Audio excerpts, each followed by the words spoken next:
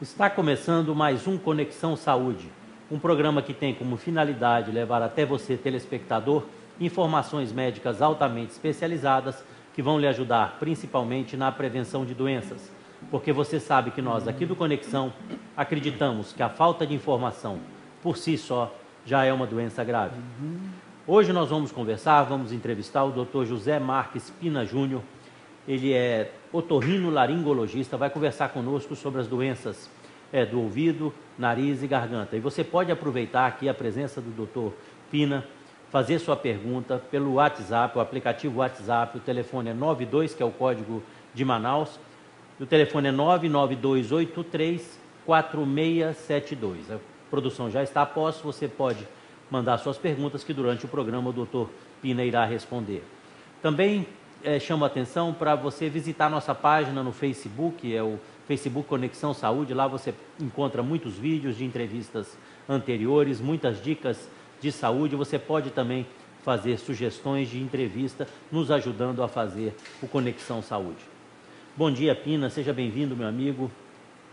Bom Como dia. sempre, uma honra tê-lo aqui no programa. Uma honra foi minha, obrigado pelo convite. Estou aqui à disposição dos nossos telespectadores para a gente conversar sobre o otorrino. Isso. Doutor Pina é um médico aí muito respeitado na cidade, e tem a honra também de ser meu amigo pessoal, gosto muito dele, muito mesmo, e, bom, é querido aí por todo mundo. Doutor Pina, me diga, vamos começar assim pelas crianças, tem como os pais já,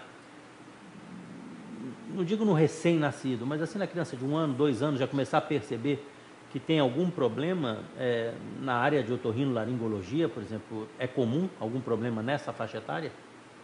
Logo ao nascer, lá na sala de parto, o pediatra faz, o neonatologista faz aquela avaliação geral. O aspecto da criança, faz aspiração nasal. Na aspiração nasal já dá para saber se há a passagem correta da sonda pelas vias aéreas, porque tem crianças que podem nascer com o nariz lá atrás fechado, que a gente chama de imperfuração coanal. Então o pediatra já desconfia, não vai fazer nada no momento, mas já desconfia que depois com o otorrino ele pode avaliar. Alguns casos essa membrana é tão fina que só o ato de passar a sonda, ela já curou, já rompeu, já resolveu. Fora isso, tem que ver se tem secreções nasais, secreções otológicas, alguma malformação. Isso o pediatra, o neonatologista lá na sala do primeiro atendimento pós-parto já consegue perceber. E logo em seguida, os acompanhamento com a pediatra, a gente consegue identificar outras lesões. Ou vai fazer lá o teste da orelhinha, para ver se tem alguma perda auditiva, ou alguma inspeção geral. Às vezes o pediatra solicita do otorrino que faça uma averiguação melhor, a gente passa. Hoje eu trouxe esses endoscópios para te mostrar também, mostrar para o pessoal. A gente passa o aparelhinho pelo nariz, consegue ver a fossa nasal toda, chega até a laringe, vê se tem alguma malformação. Então, com o advento e com a tecnologia, a gente consegue chegar em áreas que antes a gente não conseguia. Então, a tecnologia, a modernidade está à nossa disposição agora. Bom, eu sei que ouvido, nariz e garganta termina sendo uma coisa só, né? Tudo se comunica ali. Mas para ficar até mais didático para o nosso telespectador, se a gente começasse a conversar sobre garganta, vamos tentar falar sobre garganta. Bom, assim, choro excessivo, quais os problemas que podem ser diagnosticados nas crianças? Por exemplo, o que o pai pode suspeitar, ou a mãe, que a criança está com algum problema na garganta? Tipo assim, tem amidalites com frequência, como é isso? O choro na infância, lá no lactente, ele é muito inespecífico, Então, fica às vezes uma interrogação muito grande, o que o meu filho está sentindo, porque ele chora tanto. Na nossa área, quando a gente chega lá, tem crianças lactentes de 1, 2, 3 meses, a gente consegue avaliar a fossa nasal. A criança geralmente tem muito entupimento nasal, então obstrui o nariz, não respira bem, a criança fica angustiada, chora bastante. A gente consegue fazer essa avaliação. Pode ter muito desconforto, desde dor a coceira no ouvido, e isso a criança vai chorar bastante. e a gente com uma boa otoscopia. A otoscopia é aquele exame que o otorrino faz de olhar o ouvido com aquele aparelhinho ou com espéculos. Então, a gente consegue ver se tem descamação, se tem uma otite, que é uma inflamação do ouvido. A gente consegue perceber isso. Já faz o tratamento e o uso de medicações. Agora, de uma forma inespecífica, o choro teria que ser avaliado em várias especialidades. Na otorrino também te avalia muito a garganta, porque em criança é muito comum dor, choro e não conseguir engolir, tu vai ver, tem bastante ulcerações, afitoses na garganta. Então, a gente consegue sempre avaliar nariz, ouvido e garganta. O choro excessivo é alguma coisa, tem que identificar o que é, né? Amígdala. Antigamente, né, o pessoal fazia muita cirurgia de amígdala, né? Cirurgia de amígdala. Ainda se faz muito? Quando está indicada? O que é essa doença que incomoda tanto assim? Antigamente tinha uma indicação já periódica. Então, os meninos, na época de escola, nas férias, todo mundo ia operar amígdala, que era a indicação da época. As indicações mudam, né? Porque a percepção da medicina também muda. Hoje temos muita indicação de amígdala, só que nós temos algumas indicações bem precisas. Por exemplo, amígdalas muito grandes, que dificultam o indivíduo respirar e engolir. Será que você poderia mostrar o que são as amígdalas? Você tem aqui na parte da faringe, né? Temos aqui esse vãozinho aqui, que é onde fica a amígdala, chama-se de orofaringe. É aquele local onde o otorrino, ao abaixar a língua com aquela espátula de madeira, a gente tem uma visão direta de duas massas laterais, a gente chama de amígdalas palatinas. Dois pedaços de carne. Duas bolas de carne. Que geralmente o paciente fala assim, tem duas bolas de carne na minha garganta que elas estão muito inchadas. Então, aquelas bolas laterais, a gente diria que seriam as amígdalas palatinas. Porque também, depois a gente vai falar, tem as adenoides, que é um outro tipo de amígdala também, só que fica atrás do nariz. Então, quando a gente é um exame muito fácil, talvez o exame mais fácil da otorrino é esse. E Por que inflama tanto?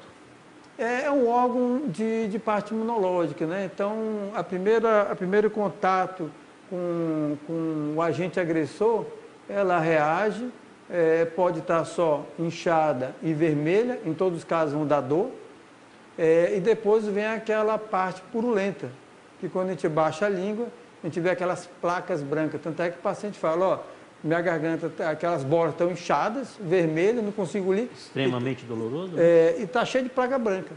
Então, realmente tu vai ver lá e vai ver que é amidalite. Só que tem que ter uma diferença que às vezes o paciente não consegue perceber, da amidalite purulenta para aquela amidalite caseosa, que forma aquelas massinhas brancas na garganta. Então, às vezes é muito comum o paciente chegar lá no consultório e falar, eu queria operar porque eu tenho pus na garganta com frequência, eu tenho infecções na garganta de frequência.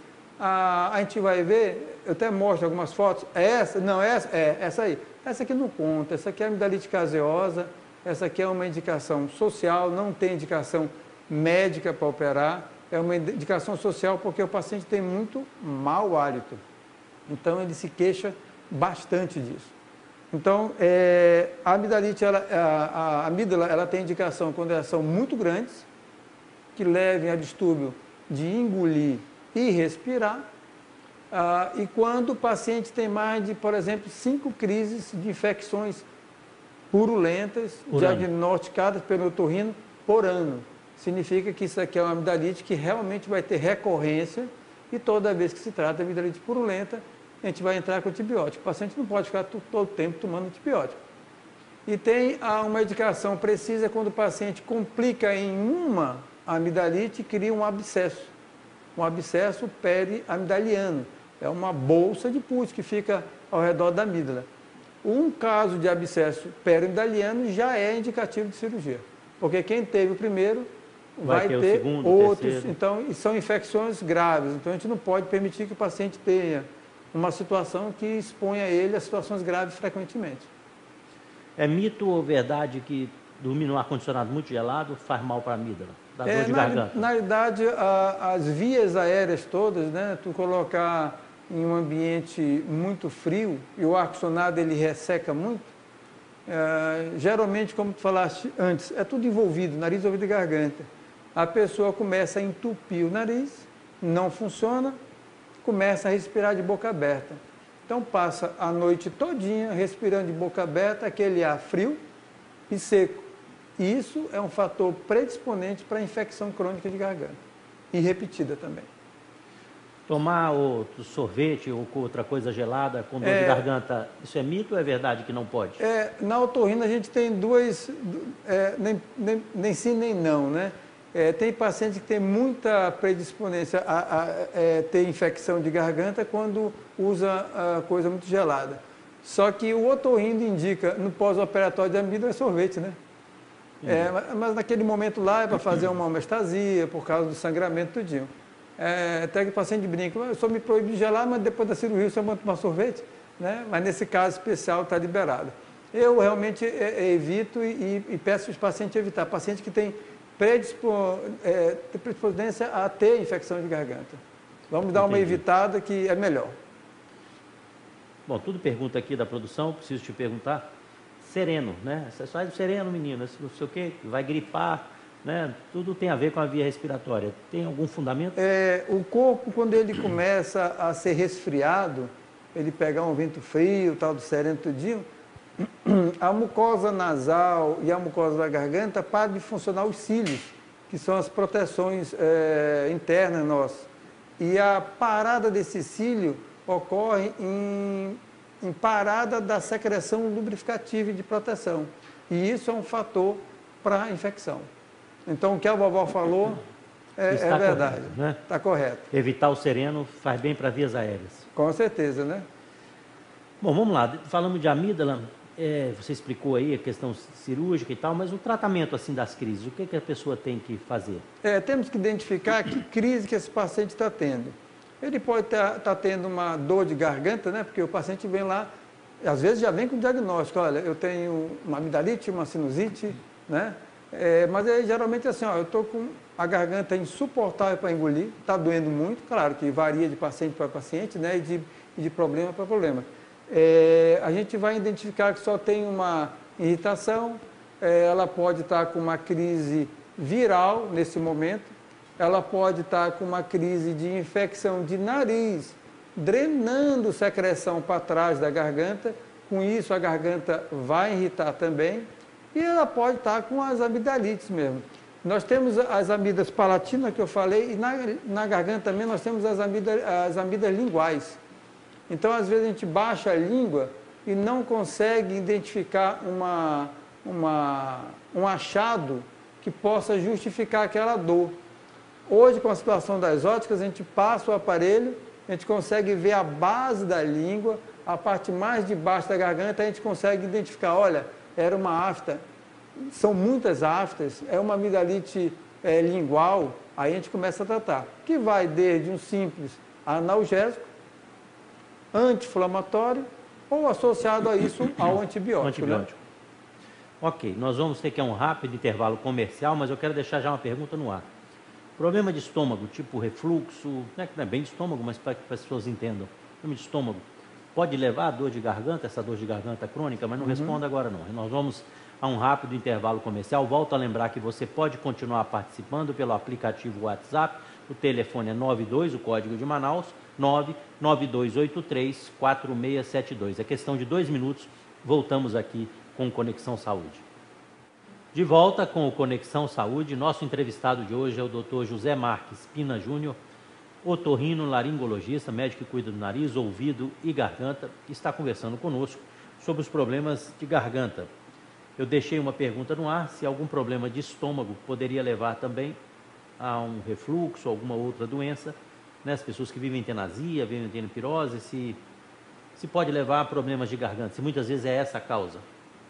Tu deixou no ar essa pergunta, provavelmente meio mundo já se reuniu na sala lá para ouvir, porque é uma queixa muito frequente.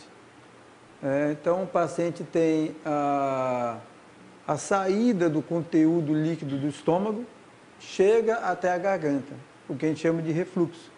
E a gente pergunta lá no consultório, por acaso tem aquela azia, aquela queimação, o que acontece na garganta? A acidez ela é bem tolerada no estômago, foi feita para isso. Na garganta ela já não tolera muito. Tem estruturas na garganta que são, principalmente a laringe, ela sofre muito com isso.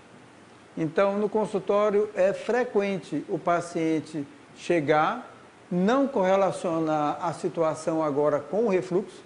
Ela chega dizendo assim, eu estou com um bolo na garganta, eu tenho um engasgo, eu tenho alteração na voz, eu tenho muito pigarro de ficar limpando a garganta. E muita gente nem sabe que tem refluxo, né? Não sabe. Aí o que a gente faz? Hoje, com a situação dos endoscópios, aqui tem um de garganta que a gente usa. Esse aparelho ele tem uma angulação na ponta, então a gente coloca um nível reto na garganta e ele olha para baixo. A ideia, a princípio, quando a gente pega um endoscópio desse, que vai entrar reto na garganta, que não vai machucar, não machuca, a gente puxa a língua, deixa ele reto e a imagem a gente consegue olhar para baixo. Como se fosse mais ou menos essa situação aqui, ó. A gente coloca e a imagem a gente está vendo aqui embaixo, que é a laringe e as cordas vocais. E o que a gente percebe? A gente percebe que aquela mucosa laringeia está vermelha, ela está inchada e com isso vai dar dor, vai dar bolo na garganta, entalo, desconforto para engolir. E principalmente a queixa dos professores é perda vocal, cansaço vocal. Esse refluxo constante em cima da corda vocal, ele chega a dar alterações, vão dar laringites crônicas, vão dar espessamentos, fica grossa a corda vocal, o espessamento das cordas vocais. Isso para o professor é um desastre, porque ele começa segunda-feira bem, porque ele descansou sábado e domingo, aí terça-feira já começou a dar problema na garganta, desconforto, quarta vai se agravando, quinta-feira é um Deus nos acuda, que ele quer que chegue logo sábado e domingo para ele descansar. E sexta-feira já está nas últimas, né? Então, essa é a história de quem tem refluxo na garganta, refluxo afetando a garganta e levando a entalo, pigarro, bolo na garganta e alteração na voz. É muito frequente. E esse endoscópio você usa assim para diagnóstico de várias patologias, né? Então... nós temos dois tipos de endoscópios hoje na otorrino. Nós temos o rígido, que é esse, e temos o flexível. A vantagem de todos dois têm suas vantagens, né? Não tem o aparelho perfeito. Esse daqui é a vantagem que a imagem ela é perfeita, é a imagem de prisma. Então, o que está aparecendo lá na mucosa é o que eu estou vendo aqui no monitor. Inclusive, o paciente hoje, a gente não fica só no olhar do médico, a gente mostra na televisão, mostra para o paciente que ele tem e ele se interage melhor com o seu problema. E o flexível, ele é bom porque aqueles pacientes que têm um certo reflexo nauseoso, tem paciente que tem dificuldade para escovar o dente, escovar a língua, ir para dentista. Então, quando a gente pega com a gaze na ponta da língua, já dá o reflexo nauseoso. Então, esse daí vai ser um paciente bom para passar o aparelho de fibra, porque o aparelho de fibra ele passa pelo nariz, passa por trás da língua, que nem toca na língua, então o paciente não tem o reflexo nauseoso. Às vezes a gente tenta com esse aqui, na grande maioria a gente consegue, é uma minoria realmente que a gente não consegue fazer com esse aparelho. Aí quando a gente tenta pelo nariz do paciente, mas isso aqui é tão mais confortável. No seu caso, sim. Né? Então, com esse aparelho a gente consegue ter essa visibilidade boa, gravar o exame, ter a imagem impressa e dar o laudo do paciente lá, né? Ok. Vamos descer um pouquinho mais. Faringite. Para que a população entenda qual a diferença para... É o que dói na garganta mais? É a faringe ou realmente as amígdalas? Às vezes o paciente fala assim, eu estou com uma dor de garganta, é só uma amidalite, então se eu pensar em tirar a amígdala, nunca mais eu vou ter problema de garganta. Não é assim, quando se tira a amígdala, você está tirando o órgão que dá uma amidalite. Então, a amidalite realmente você nunca mais vai ter. Agora, a faringite é o tubo da garganta. A faringe, ela vai desde trás do nariz, passa pela boca, aquela visão que o otorrino tem quando baixa a língua, e a parte de baixo. Então, toda essa é a faringe. Aí se chama-se faringe superior, faringe média e faringe inferior. Explicando melhor, tem as nomenclaturas próprias médicas para isso, né? Então, quando o paciente tem uma dor de garganta geral, ele deve estar tendo uma faringite e também uma amidalite junto. Às vezes são associadas, né? Ou por refluxo, ou por infecção viral ou bacteriana, ou, né? Então, ou fúngica também, né? Tem as candidíases que dão também. Bom, a gente vai colocar um vídeo aqui sobre essa questão aí desse endoscópio. Se o senhor puder explicar, se a produção colocar esse aqui é a laringe, que é essa imagem que a gente tem lá no consultório com esse aparelho. Aquela que está abrindo e fechando, esse V, são as cordas vocais. No bordo das cordas vocais tem uma saliência, que aquele ali de um lado e de outro são os nódulos. Aquilo ali é característico de professor, de locutor, profissionais que usam bastante a voz, né? Então, esses aí são os nódulos das cordas vocais. Isso aí é um nódulo grande, então quando a gente dá um laudo, isso aí é acentuados, nódulos nas cordas vocais.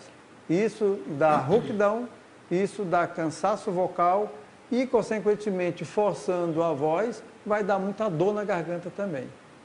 Então, essa imagem é com esse endoscópio que você essa falou. imagem aí é com endoscópio rígido. O rígido ele dá uma amplitude maior, dá muito mais luz, porque o otorrino tem uma situação, ele trabalha com cavidades escuras. Então a gente precisa de muita luz. Você sabe o que eu imagino às vezes, sabe? Tem uma situação, eu fico pensando muitas vezes que quando a gente era estudante, né? Não faz tanto tempo, né? Você é estudante antes de mim, né? Mas assim, quando eu era estudante, eu trabalhei um pouco com o Dr. João Lúcio, que homenagearam com o nome do Hospital João Lúcio, né? Então era um cirurgião assim esplêndido, né? E não tinha nada dessa tecnologia que nós temos hoje, né? Então, como a medicina evoluiu tecnologicamente, né? Como hoje se consegue fazer diagnóstico, e antes os médicos de antes tinham uma dificuldade muito grande, né, em chegar a esse diagnóstico. Então, quer dizer, como a tecnologia realmente assim está transformando a medicina em algo mais fácil, né, de se prolongar a vida, de se cuidar dos nossos enfermos, né? Você vê, a expectativa de vida antigamente era X, hoje já é bem mais, né? X mais 10, X mais 20. E eu acho que a tecnologia, né, evoluiu demais. Você vê, fazer um diagnóstico como esse antigamente, como é que era, Pino? Era com aquele espelhinho pequeno, aquele que o dentista usa para ver o dente. Que embaçava demais. Embaçava, eu teria que colocar, e o nosso foco da cabeça, antigamente, era uma lâmpada que ficava do lado do paciente, e o médico otorrino, que é o que aparece em desenho animado, é aquele espelho que fica na cabeça, ele refletia a luz para jogar lá dentro da cavidade. E as cirurgias eram feitas assim, cirurgia de amígdala, tudinho, o foco do lado, o médico operando com aquele espelhinho, olhando pelo aquele buraquinho e ia, né? Ia. A situação hoje com o endoscópio jogando na televisão, que o aprendizado também é bem melhor. A gente consegue, além de identificar as patologias, as lesões, né? A gente consegue mostrar para o colega que está aprendendo, que está em formação, se torna muito mais fácil. Essa questão da rouquidão, né? Você mostrou aí poderia chamar de calo?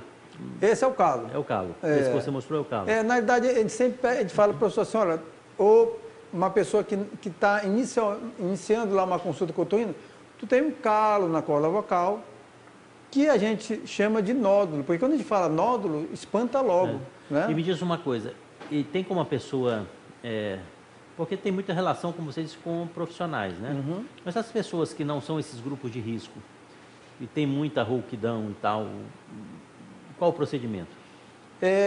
Temos que ver qual o grupo de risco, né? Por exemplo, paciente que trabalha, profissional que trabalha com muito produto químico, ele pode ter, além do calo, nós temos outros. Nós temos os pólipos nas cordas vocais. Que podem ser por agentes químicos. Agentes que irritam a mucosa, essa mucosa irritada, ela cria um broto inflamatório e isso vai aumentando. Pessoas que trabalham com limpeza de piscina, com cloro, qualquer coisa que tiver, né? Produto químico que possa fazer uma irritação da mucosa. Os nódulos são sempre bilaterais. Sempre de um lado tem que ser igual ao do outro. Se não for igual, porque uma está batendo na outra. Então as duas respondem do mesmo jeito. Se não for igual dos dois lados ou de um lado só, não é nódulo. Geralmente o pólipo é só um. Do refluxo, nós vamos ter os granulomas. E todos são causas de rouquidão. De rouquidão. Nós vamos ter os tabagistas, nós vamos ter os edemas nas cordas vocais, que pode ser grau 1, grau 2, grau 3, edemas realmente grandes. A corda vocal ela se deforma, fica uma bolha de edema. Podemos chegar também nos tabagistas e nos consumidores de álcool, o câncer de corda vocal. Ok, nós vamos de novo a um rápido intervalo comercial, mas eu também quero deixar aqui uma outra perguntinha. Espinha de peixe na garganta, quer dizer, eu engoli um espinho de peixe. O que fazer? Comer banana? Bom, você vai explicar. Daqui a pouco a gente vai no intervalo comercial, questão de 2 minutos, voltamos aqui com o Conexão Saúde. De volta com o Conexão Saúde, nosso entrevistado de hoje é o Dr. José Marques Pina Júnior, otorrinolaringologista, está conversando conosco sobre os problemas de ouvido, nariz e garganta. No bloco anterior, deixei uma pergunta sobre espinha, né? Então, engoli um espinho de peixe, o que eu vou fazer? Até citei a questão da banana, que até por curiosidade você me passou. E você pode mandar suas perguntas, entendeu? Qualquer que seja ela, você pode enviar. O WhatsApp é 929-9283-4672. Aproveite a presença aqui do Dr. Pina e faça suas perguntas. Então, meu amigo, espinha de peixe, conduta. Nós temos, na nossa região aqui, uma presença muito grande no consultório de pacientes que engoliu espinha e engatou na garganta, né? São 2 profissionais que trabalham muito próximos. É o otorrino, quando a espinha está nessa região da garganta e um pouco mais aqui do pescoço. E o gastro, quando já passa para o esôfago, né? A gente avalia. Isso aqui já é o nosso parceiro diário, esses endoscópios. Não consigo mais trabalhar sem colocar o meu olho lá perto do local afetado. Então a gente passa um aparelhinho desse. E a imagem da garganta é pequena, mas quando tu coloca no monitor grande, tu consegue ampliar isso tudo. Então, pequenas espinhas, quando estão visíveis, eu digo isso porque quando o cara engole em casa, aí o quarteirão todo pede para engolir banana, farinha, aí vem a vizinha do lado com uma gaze, tenta passar na garganta para puxar a espinha. Todas essas manobras só fazem piorar a situação, porque é uma situação que estava muito fácil de ser resolvida, visível, acaba empurrando a espinha mais. Chegou uma vez no consultório, a mãe falou assim, eu vi a espinha naquelas bolas da garganta, nas amigas, tá vendo? Eu fui tentar tirar, aí empurrei, e era uma criança. Agora, a espinha empurrada dentro da amígdala, o otorrino não consegue nem identificar por onde que ela entrou. Então, estava muito fácil de ser resolvido e complica nessas situações. Sempre eu falo que corpo estranho, na nossa especialidade de otorrino, é uma mesazinha com 3 pés. Tu tem que ter uma boa dominação, um bom material para tirar e uma experiência. Então, se tu tiver essas 3 coisas, tu consegue ter o sucesso. O que geralmente a gente faz no consultório, passa o aparelho, identificou, na mesma hora vai lá e tira. Não identificou a presença, mas eu sempre acredito que o paciente sempre tem razão, eu acho que a espinha está lá, eu peço para voltar 2, 3 dias depois, para de repente a gente ter uma outra noção, ela pode estar saindo, por exemplo, e a gente ter essa visão e tirar. Então, uma coisa que estava muito fácil de ser resolvida, nessas manobras caseiras acaba piorando a situação. Engasgo. Então, as pessoas às vezes engasgam com um pedaço de comida, criança engasga com pecinha de brinquedo, que é uma coisa séria, né, que as pessoas não dão muito valor, a questão de que tem que ser licenciado pelo Inmetro e tal, porque tem todos esses testes, né? Mas vamos lá, esses corpos estranhos, assim, acidentais, tipo, que causam engasgo, dificuldade respiratória, qual que é a conduta imediata? A situação que nessas vias aéreas estão misturadas com as vias digestivas. Então, nós estamos falando já de corpo estranho só de garganta, né? Isso. Porque na otorrina é cheio, nariz tem corpo estranho, ouvido tem corpo estranho, garganta tem corpo estranho. Então, o corpo estranho na garganta, ela pode estar atrapalhando o lado digestivo, de engolir, e pode estar atrapalhando a parte respiratória. Quando cai na parte respiratória, já deve, é muito comum, já deve ter passado da laringe. Aí já vem traqueia. Entra outro profissional também, que é o médico de pulmão, que é o pneumologista que mexe com broncoscopia. Um aparelho muito semelhante a esse, o flexível, que se passa pela corda vocal e vai ter o acesso direto. Lá na fundação, eu fui durante muitos anos chefe lá do setor de endoscopia e fiquei responsável pelas endoscopias de nariz, ouvido e garganta lá. Então, a gente realmente tirava muito corpo estranho lá, tanto dessa parte mais superior digestiva. Quando era mais inferior, eu pediria para o gastro resolver isso. E muito de traqueia também. Mas são coisas assim, por isso que o nome é isso mesmo, é corpo estranho, porque cada coisa estranha que aparece, né? Teve uma criança que estava com aquela molinha do prendedor de roupa, colocou na boca, aspirou. Caprichosamente ficou entre as duas cordas vocais. Ele respirava por dentro da mola, só que a corda vocal não fechava. Não conseguia falar. Aí a voz do menino foi lá para baixo. Era uma rouquidão muito expressiva, só que ele não tinha falta de ar porque o ar passava por dentro. Da molinha. Da molinha, né? Muito ossinho de galinha, muito ossinho de peixe também, no caldo de peixe, a pessoa, quando vai, já passou. Então, eu até brinco com os pacientes lá no consultório, voltando para o peixe, tu engoliu, ou tu estava conversando, ou foi sem óculos, ou comendo muito rápido. Né? Então, isso aí que leva ao paciente se entalar com o corpo estranho, principalmente espinha.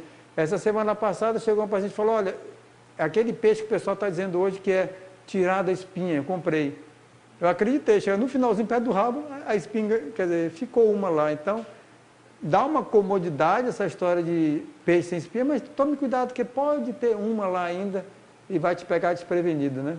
Com certeza, né? Peixe tem que ser bem cortado, principalmente bem mastigado, para criança, né? Pois é, claro.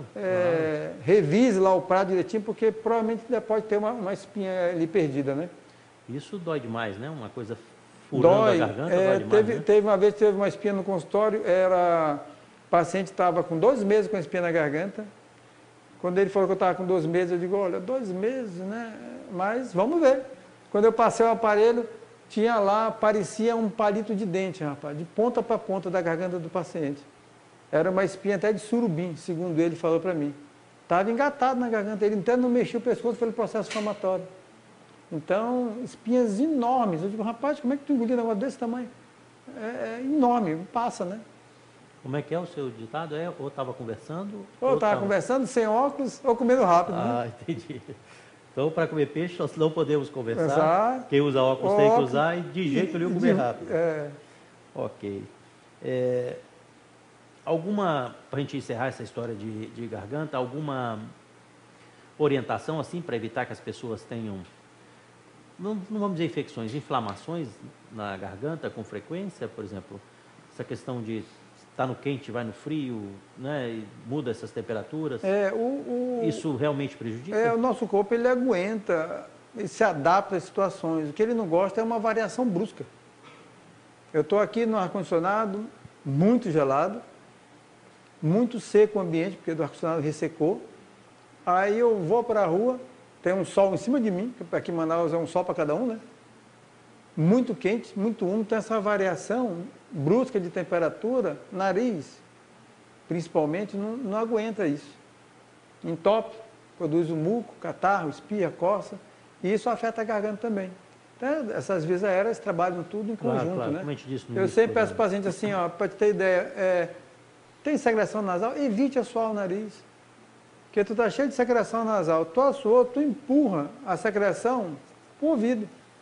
É muito comum. Então, quer lavar o nariz, joga um soro, puxa, quando cair pela boca, cospe.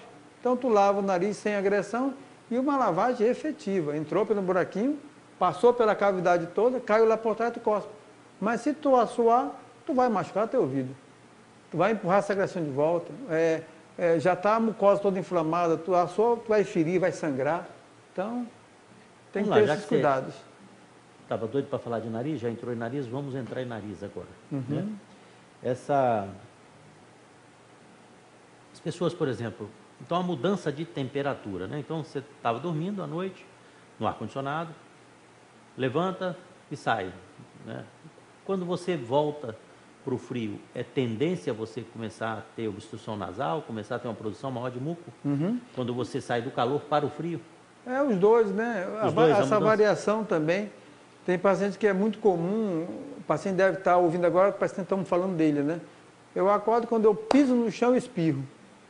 Aí o nariz começa a encolher. Isso é reflexo que nós temos. O chão está bem geladinho, você pisou, esse reflexo, só o reflexo já começa a incomodar o nariz.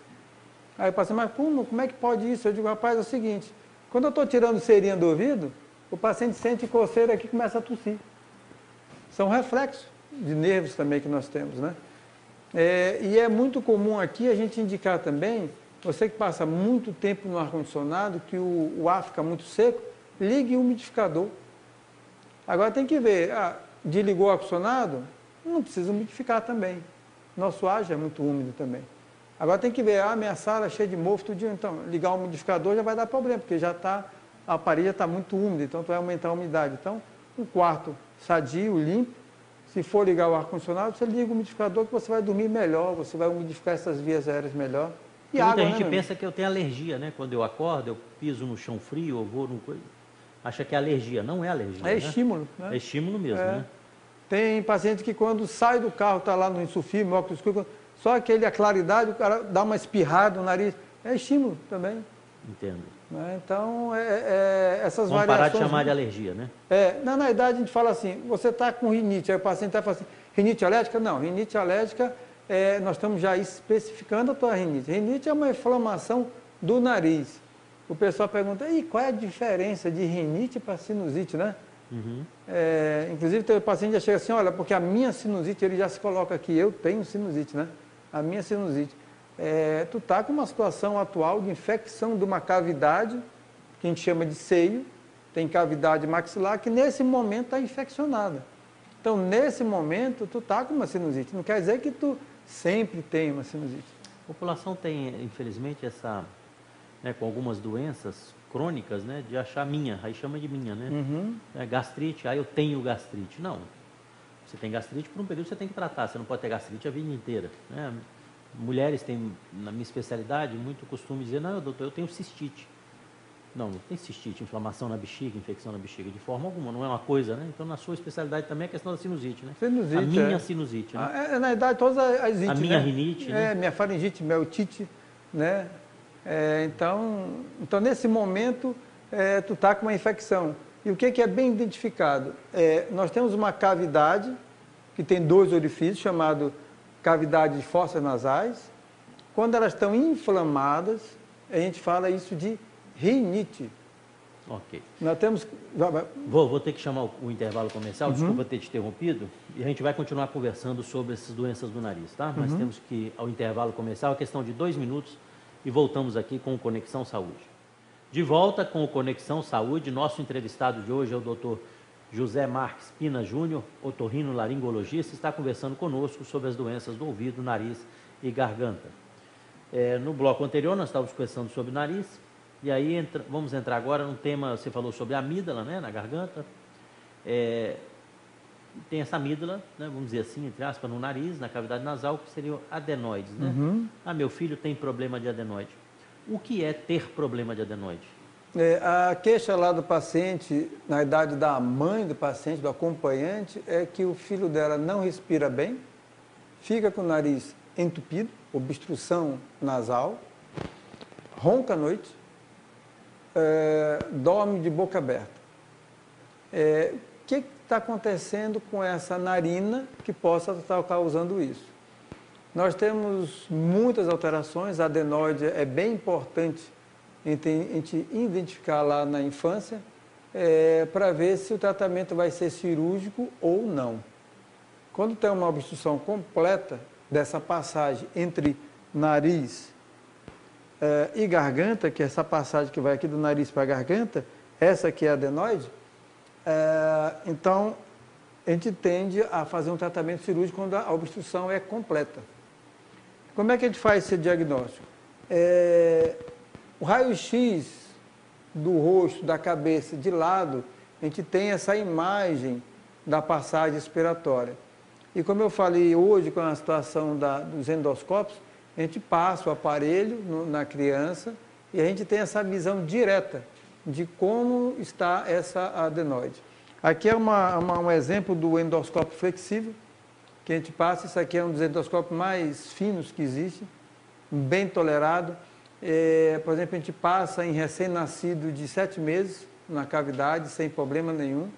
E eu até digo para o paciente o seguinte: olha, no caso em adulto, teu nariz está tão entupido que nem esse aparelho não passou. Então, tu tem uma respiração menor do que uma criança de 7 meses, para te ver a dificuldade que tu tem respiratória. Então, é um aparelho que é muito bem tolerado, não precisa de anestesia, não precisa nada, a gente só passa um gel na ponta para ele poder deslizar fácil, e a gente tem uma visão completa do nariz e da situação da adenoide. E a gente se depara, às vezes, no caso da rinite, um inchaço dos cornetos nasais, essas bolas que logo a gente levanta aqui, a gente consegue ver, aquilo chama-se corneto nasal. Em qualquer quadro de infecção nasal ela vai estar aumentada. O termo que a gente usa é hipertrofiada, a adenoide também fica hipertrofiada. Então a gente passa pela cavidade nasal, vê esse inchaço dos cornetos. É muito comum a mãe até falar assim: olha, ele está com as adenoides muito inchadas, eu cheguei a ver. Não deu para ver em casa, aquilo que a senhora viu foi corneto nasal da rinite. A gente vai ver, se tiver infecções, dá para ver logo, se tiver infecções, dá para ver secreção purulenta. É comum também a gente avaliar o septo nasal na criança, se tem algum desvio ou não, e presença às vezes de corpo estranho. Sinusites, infecções de repetição, quando a gente passa o aparelhinho, tem lá um corpo estranho lá no nariz. Então, até uma dica seguinte: infecção de um lado só do nariz do seu filho, que tenha corrimento, secreção, com mau cheiro, só de um lado, é corpo estranho até que se prove o contrário. Então, não adianta tratar de sinusite, rinite, secreção só de um lado, com mau cheiro, é corpo estranho. E quando a gente chega lá atrás, a gente vê a adenoide. Esse aparelho, além de ser bastante flexível, ele não machuca, a ponta dele é bem romba, ele mexe na pontinha, que a gente consegue ter essa angulação de visão. Então, é um aparelho muito versátil, que realmente é uma ferramenta muito boa.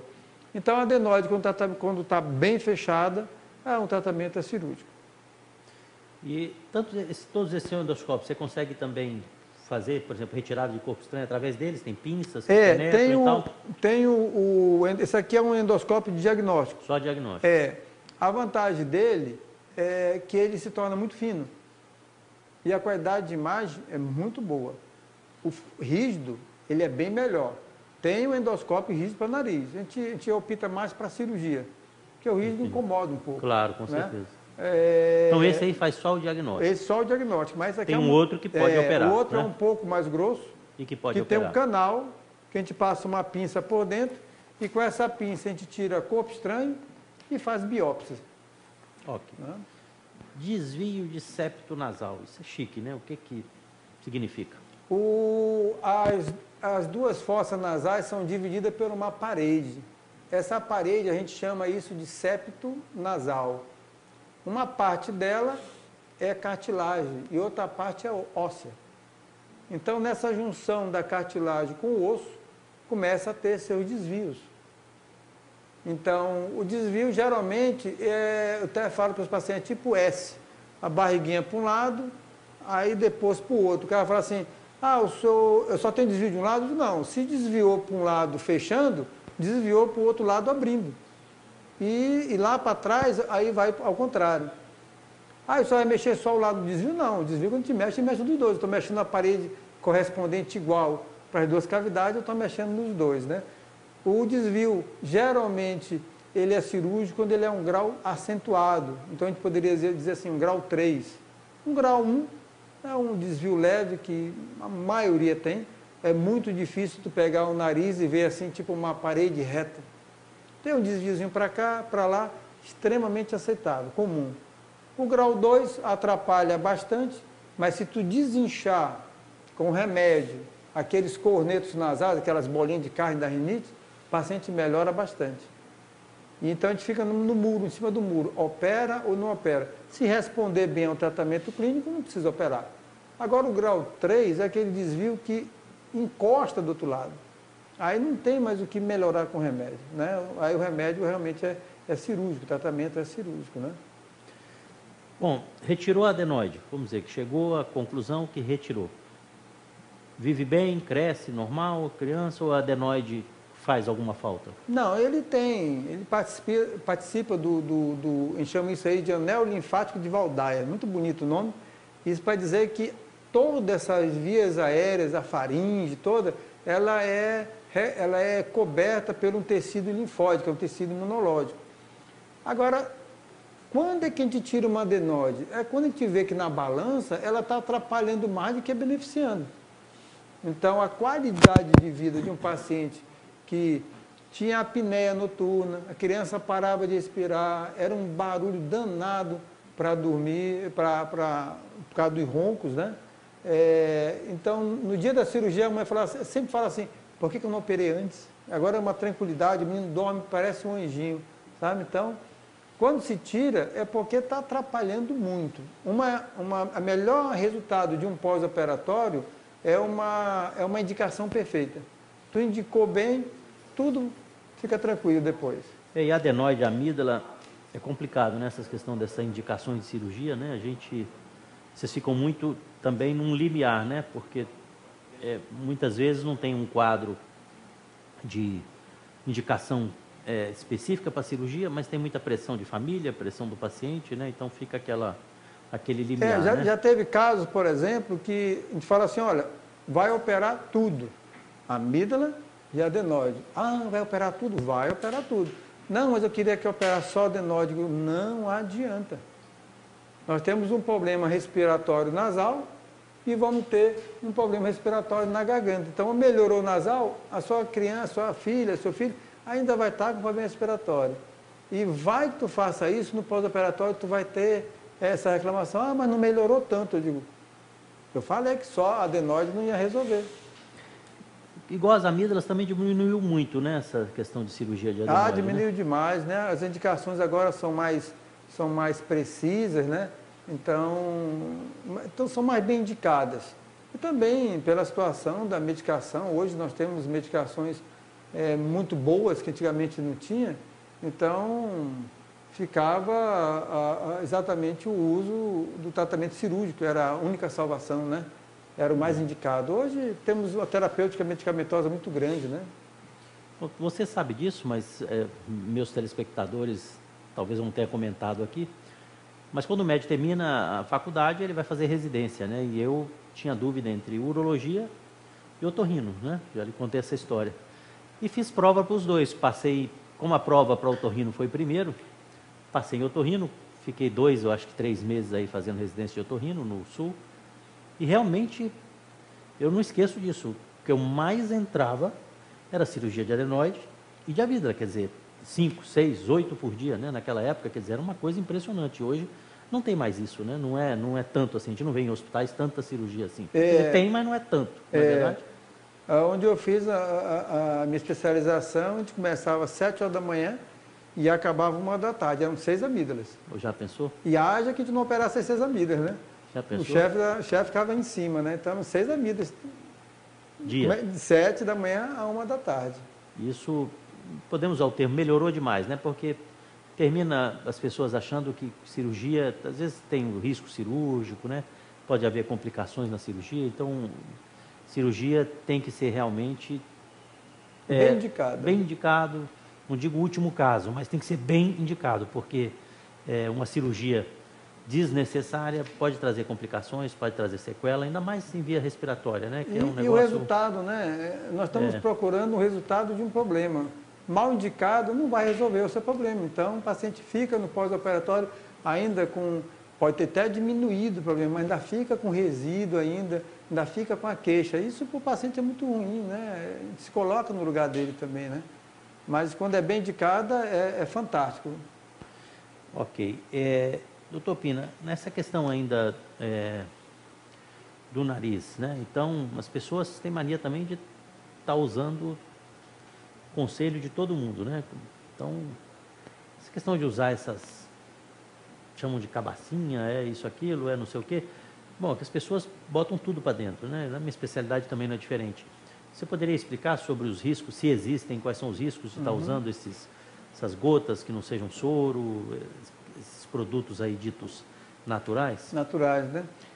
A mucosa nasal, ela tem uma fisiologia, que seria um bom funcionamento do órgão. Qualquer coisa a mais que a gente possa usar caseira, que possa agredir, muito ácido, muito cáustico, tu vai acabar dando mais irritação. A tal da cabacinha lá, ela dá muita irritação.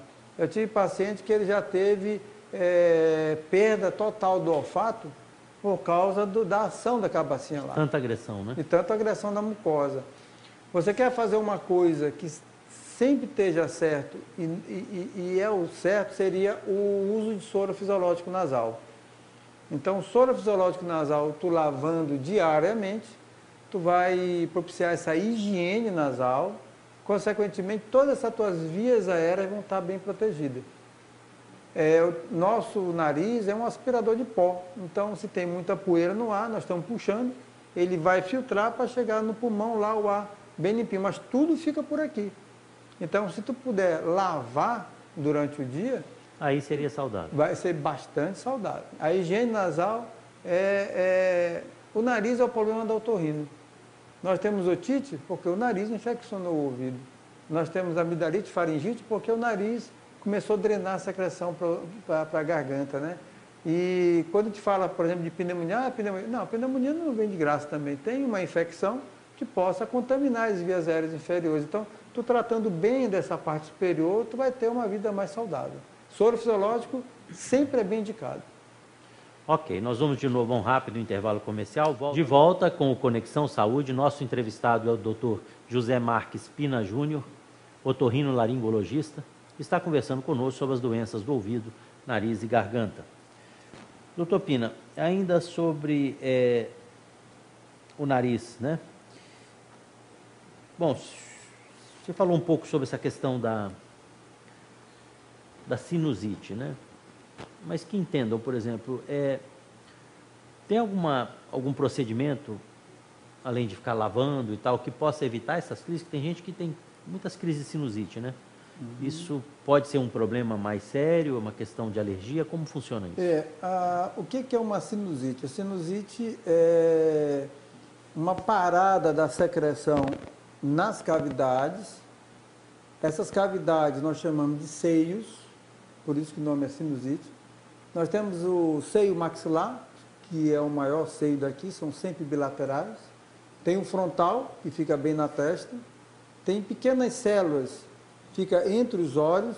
E tem um seio maior um pouco atrás dos olhos. Para que a população entenda, os seios são cavidades. São cavidades. Né? Entre o osso e vamos dizer assim, e a pele. Vamos dizer assim. Exatamente. Tá. Para te ter ideia, essa cavidade maxilar tem indivíduo que chega a ter, cabe uma bola de ping-pong aqui dentro.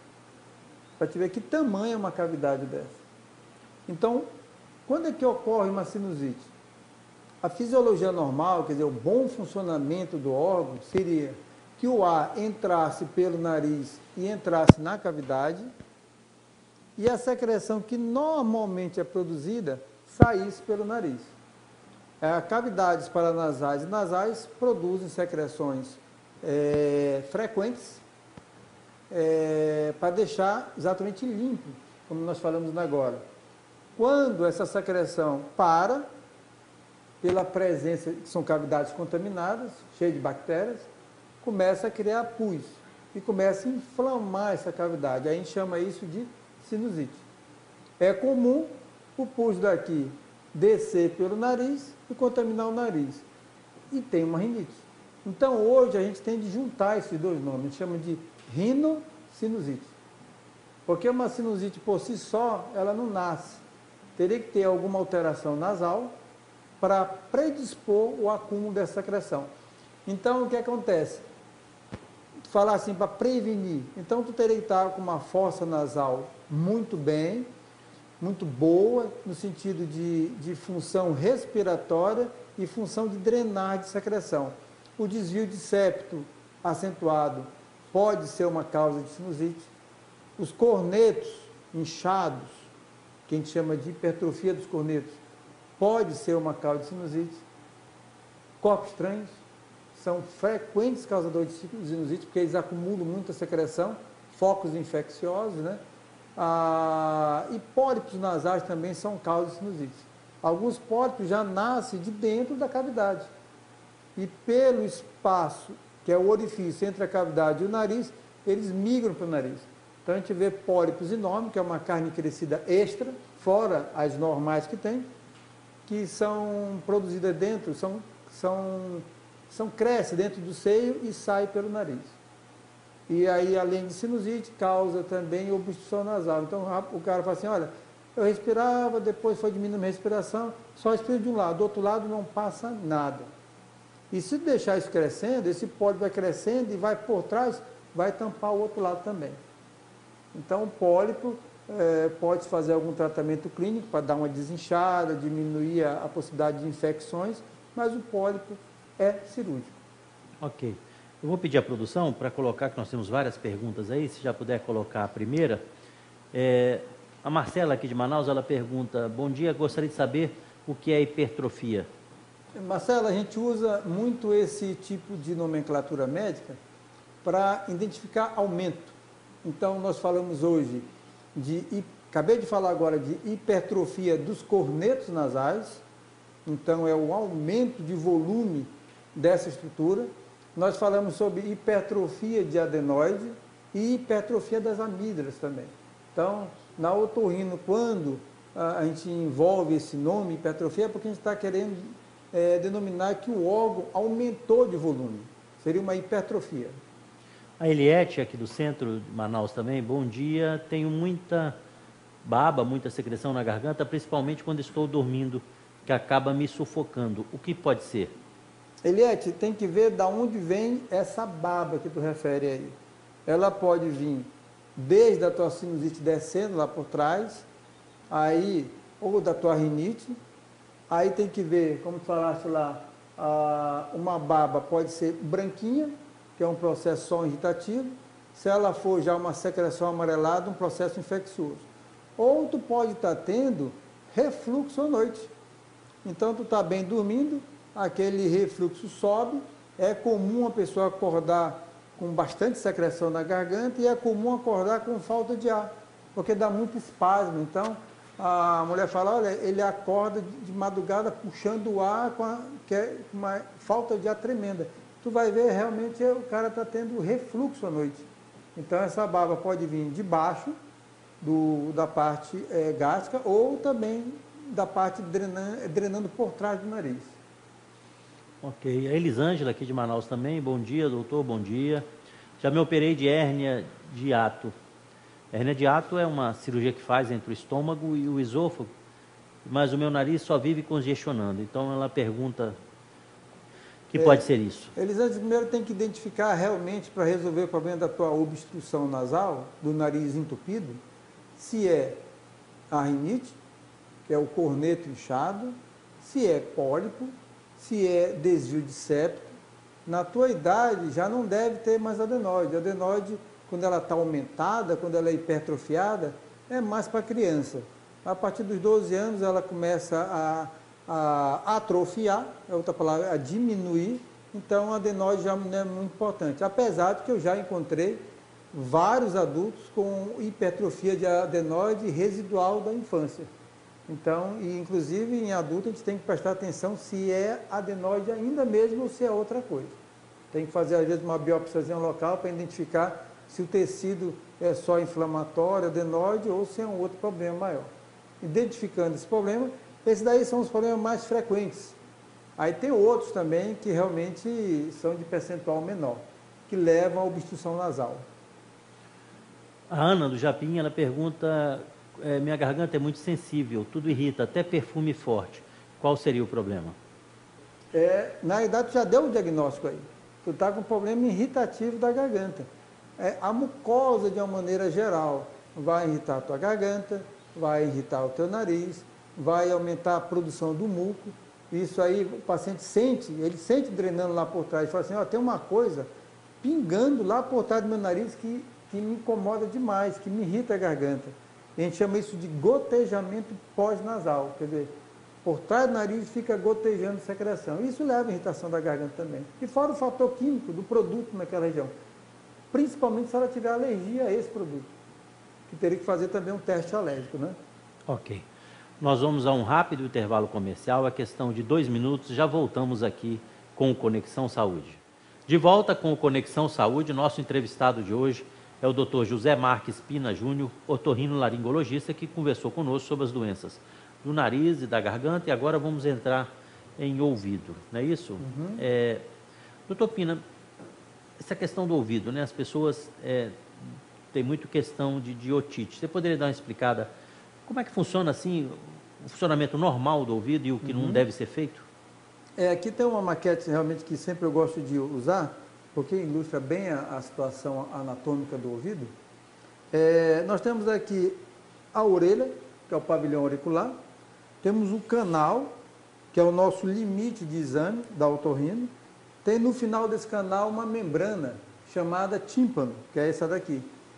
Então, quando o otorrino coloca aquele otoscópio no ouvido, a gente consegue olhar toda essa situação aqui, ó, até o tímpano. Algumas pessoas têm um tímpano muito transparente, então a gente consegue ver atrás do tímpano o que está acontecendo, por transparência dele. Outras não. Então, hoje a gente tem o otoscópio e nós temos hoje um aparelho que é uma fibra rígida, que a gente coloca nesse canal. Inclusive, depois eu vou pedir para passar um vídeo. Nós já vamos passar. Vamos passar o vídeo agora? Então, quando a gente vai colocando esse endoscópio no ouvido, aparece a cera ao redor, que é uma cera normal, protetora, onde ela deve estar. Essa amarela que o cotonete tira, que não é para tirar, e que o cotonete empurra. E no final é essa membrana timpânica que vocês estão vendo aí. Esse é o tímpano, essa é a visão que o otorrino tem do ouvido quando a gente examina. Esse é o ouvido normal. Ouvido normal. E a cera protetora O problema normal. é que as pessoas às vezes tiram e também empurram essa cera lá para dentro, né? É muito comum o cotonete lá, a arte flexível com ponto de algodão, né? Empurrar e compactar essa cera. Essa cera é uma cera brilhante, ela está bem sadia, está protegendo. E ela vai sendo eliminada, não é isso? Diariamente ela vai sendo eliminada. Você quer corretamente tirar essa cera, com uma toalhinha depois do banho, você passa, ou um papel higiênicozinho no dedo, até onde chegar. Então, todo dia vai sair um pouquinho de cera, porque é aquela cera que está sendo produzida e expelida. Então, esse seria o correto. O cotonete faz empurrar, cria rolha de cera, que depois a gente tem que retirar ou fazer a famosa lavagem no ouvido, né? Então, essa visão que nós temos. Inclusive, quando o paciente chega lá no consultório, entrou um inseto no meu ouvido, a gente olha, mas eu tenho certeza que não foi para dentro? Não foi, porque é ali que para. A nossa visão ela é ampla. Coloca esse aparelho aí, a gente consegue ver tudo. Quando está perfurada, sim, poderia migrar ou inseto, impureza para dentro do ouvido médio, que vai ter relação com o nariz. O inseto dentro do ouvido deve ser uma coisa absurda de incomodar, né? O barulho. Com certeza. E primeira coisa que a gente faz com algum inseto dentro do ouvido, aonde você estiver, de uma forma assim, tem que matar ele, para ele parar de se mexer. Porque cada vez que ele se mexe... Ou imobilizar, né? Você falou uma vez, pingar um óleo, né? De cozinha, qualquer tipo de coisa, óleo, né? que você tiver em casa, de cozinha, um azeite, você pingue para poder imobilizar ele, vai matar ele, vai ficar quietinho, até a retirada de um otorrino com o equipamento certo, né? Porque senão, se você for querer tirar em casa, você vai ferir o conduto, você vai perfurar o tímpano. Estou falando isso porque é muito frequente. As pessoas ficam desesperadas e quer furar, quer matar, né? Quer matar o bichinho, vai acabar se machucando todinho. Óleo, mais nada. Então, um óleozinho de cozinha lá, vamos colocar assim, óleo de cozinha, porque senão vamos usar outro tipo de óleo, né? Óleo de cozinha ou um azeite que imobilize ele. Nunca quente, né, também, né? Não, nunca quente, temperatura ambiente mesmo, né? Ok. Nós vamos ter...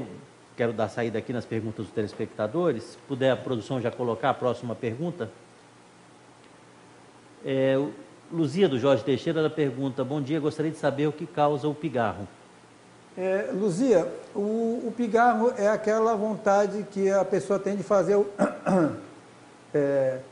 que a gente evita fazer isso, porque isso é uma agressão muito grande a nível de corda vocal. O que a gente faz é um atrito muito forte de uma corda vocal com o outro.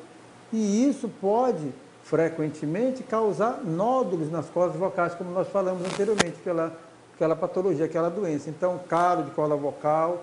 E o que causa o pigarro? É um processo inflamatório daquela região que está produzindo um muco e a pessoa tem a vontade de colocar para fora. Tem que avaliar inicialmente drenagem de secreção pelo nariz e refluxo. A princípio, esses dois você vai começar a identificar um bocado de problema. Ok. A rouquidão, o Luiz também de Manaus pergunta. Luiz, a rouquidão nós chamamos de rouquidão ou disfonia. É bom de sempre falar assim, olha, rouquidão ou disfonia, porque o paciente já vai se interagindo também com esses termos que a gente usa, que são bem frequentes, né? É alguma coisa na corda vocal. Uma coisa muito importante é o seguinte: não existe rouquidão normal. A sua voz é um pouco rouca. Não, sempre fui assim. Então, sempre você teve um problema na sua corda vocal. Que esse problema, pelo tempo que você já tem, não é caso grave. Mas a gente diz o seguinte, que uma rouquidão que apareça, que você tente fazer qualquer tipo de tratamento e ela não desaparecer em 15 dias, seria um período razoável, você procure um colega otorrinolaringologista para avaliar essa corda vocal, para tratar adequadamente e para prevenir outros problemas. Coloque aqui em cima para não lhe incomodar muito. O Rafael de Manaus, ele pergunta: tenho muco e secreção em excesso, o que faz eu escarrar com frequência? O que pode ser?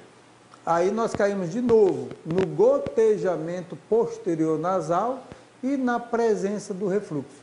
Então, essas duas causas vão dar bastante essa vontade de escarrar frequente. Ok. A Luziene, ela pergunta aqui de Manaus também: gostaria de saber o que fazer quando se tem refluxo. Luziene, o quadro de refluxo ele é tratado pelo gastro, o médico responsável desses aparelhos digestivos. O que o otorrino faz logo a princípio é tirar o processo inflamatório que está a nível de laringe e já nós passaríamos algum tratamento para aqueles remédios que inibem um pouco a produção de acidez no estômago. Mas o tratamento específico dessa área fica ao encargo do especialista da área, que é o gastroenterologista. Ok. A Maria de Manaus: meu nariz fica na maioria do tempo entupido, dependente de descongestionante nasal. Não estou gripada e nem resfriada. O que devo fazer? O que deve ser? O uso desses descongestionantes nasais, aqueles de pingar, nariz que desentope, tudo a mil maravilha, a gente evita. Esse remédio dá um bem-estar temporário, só que ele, ao irritar a mucosa nasal, ele faz, quando acabar o efeito de desentupir, ele volta a entupir de novo, e você volta a usar ele de novo. Então, você entra num ciclo vicioso de uso desse descongestionante. Tem que identificar qual é a causa para tratar com remédios específicos, né? As pessoas às vezes usam, né? Eu acho que na tua especialidade tem muito disso, né? De medicamentos ditos caseiros, naturais, né? Nós estamos estourando no tempo um pouco, mas assim, rapidamente, zumbido no ouvido. O que poderia ser e como abordar? Foi tão engraçado. Ontem o paciente me falou assim: eu estou com uma fábrica trabalhando aqui no meu ouvido há um tempão, é um tic-tac, tic-tac de máquina. O zumbido no ouvido, temos que identificar se tem algum problema no ouvido ou ao redor dele. Então, é comum o paciente ter perdas auditivas que levam a zumbido. É comum o paciente ter disfunções dessa, que a gente chama de ATM aqui, que é essa articulação que fica bem perto do ouvido, pode gerar zumbido. Pode ter algum distúrbio metabólico também, então tem que identificar aonde está a causa para a gente começar a tratar. Ok. Topina, muito obrigado aí. Não, você vê, 1h30 passou muito rápido. Infelizmente não podemos falar tudo, mas o Topina de vez em quando vai estar aqui no programa e nós vamos conversar principalmente sobre o ouvido, que não deu muito tempo. Agradeço aí a participação sua, de todos os telespectadores, e volto a lembrar que no próximo sábado estaremos aqui às 8 horas da manhã, né, horário de Manaus, 9 horas da manhã, horário de Brasília. Agora, doutor Pina, eu preciso que o senhor me dê o número de contato do consultório, porque muita gente fica ligando depois, pedindo. Qual é o número, por favor? 3234-6630. 3234-6630. Pois bem, agradeço a participação de todos. Volto a lembrar, você pode visitar a nossa página no Facebook, curtir a nossa página. A partir de amanhã, terça-feira, já vamos ter alguns vídeos dessa entrevista também. Tem vários vídeos lá, tem várias sugestões, dicas de saúde. Você também pode sugerir entrevista, pode nos ajudar a fazer o programa. Então visite nossa página no Facebook, é o Facebook Conexão Saúde. E no próximo sábado estaremos aqui às 8 horas da manhã com mais um inédito no Conexão Saúde.